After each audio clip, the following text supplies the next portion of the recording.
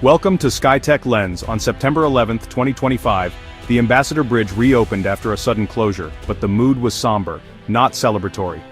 The long lines of trucks, once a symbol of seamless trade, now felt like a funeral procession for a lost era of trust. Drivers spoke in hushed tones not about traffic but about tariffs and uncertainty. Customs inspections were slower, questions sharper, every interaction tinged with suspicion.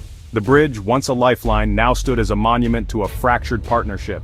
The economic war that began months earlier had finally reached the border, and ordinary people were caught in the crossfire.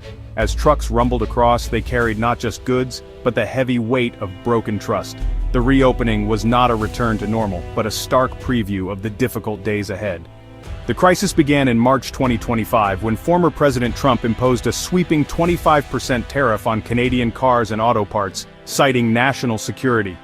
The move shocked both sides of the border, threatening the deeply integrated North American auto industry. Assembly lines in Detroit slowed, and family-run foundries in Michigan faced closure as orders dried up. In Canada, factories in Windsor and Oshawa were thrown into chaos, with thousands of jobs at risk. Union leaders called it a direct attack on Canadian livelihoods.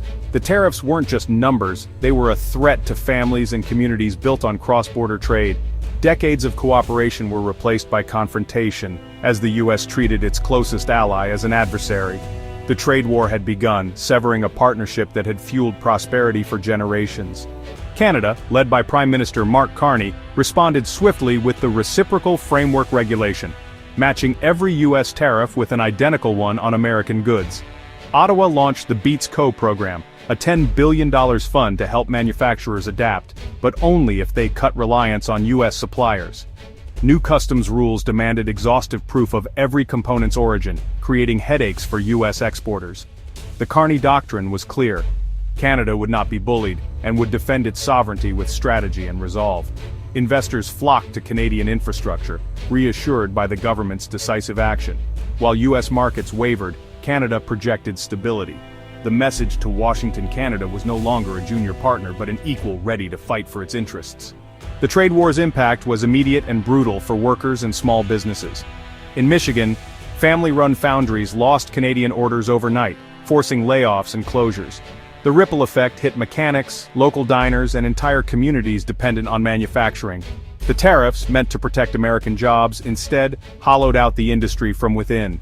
In Canada, the Beats Co. program forced companies to abandon long-standing U.S. partners, breaking decades-old relationships.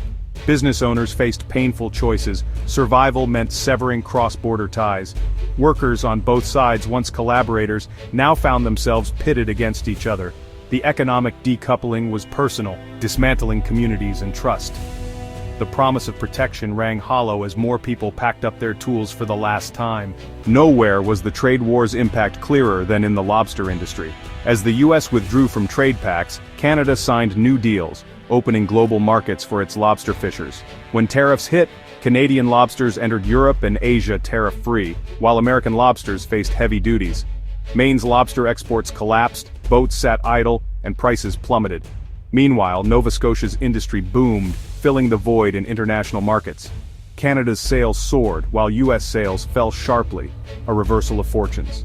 The Lobster War became a symbol of how isolationism backfired, hurting those it aimed to protect.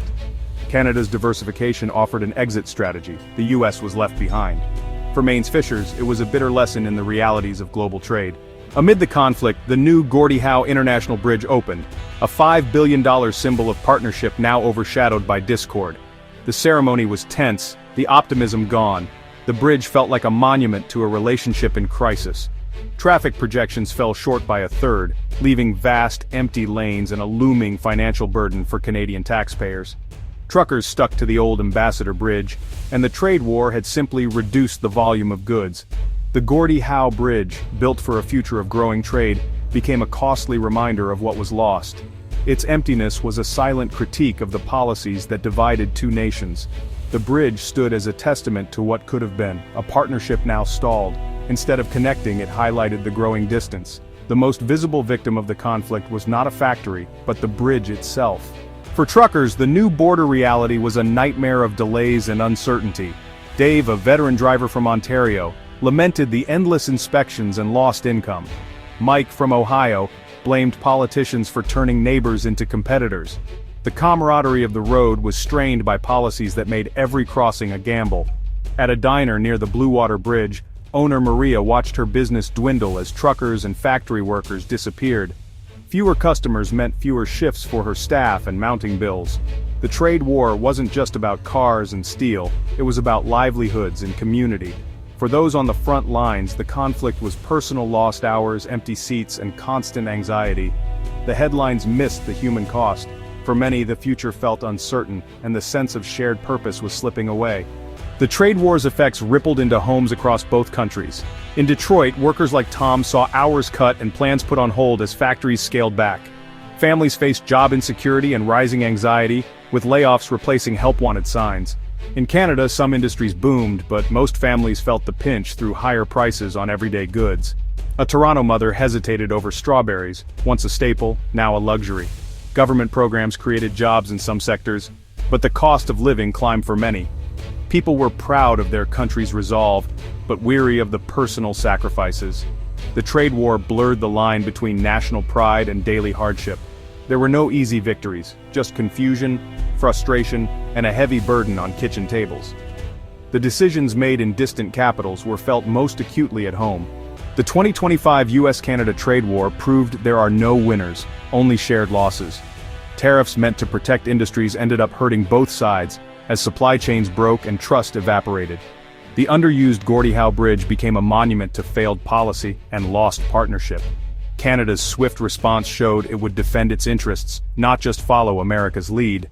The real cost was borne by workers, families, and communities, reminders that trade is about people, not just numbers.